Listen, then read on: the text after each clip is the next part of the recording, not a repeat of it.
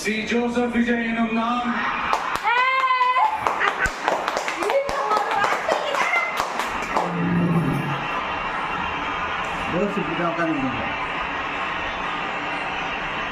சட்டப்படி அமைக்கப்பெற்ற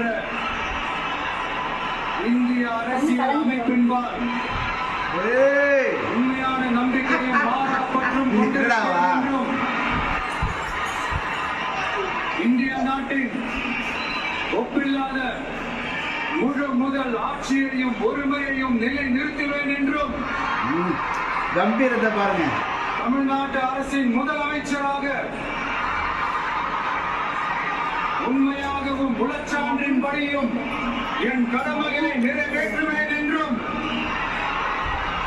அரசியல் அமைப்பிற்கும் சட்டத்திற்கும் இணங்க அச்சமும் ஒருதலை சார்பும் இன்றி விருப்பு வெறுப்பை விலக்கி பலதரப்பட்ட மக்கள் அனைவருக்கும் நேர்மையானதை செய்வேன் என்றும் ஆண்டவன் மீது ஆணையிட்டு உறுதிமொழிகிறேன்.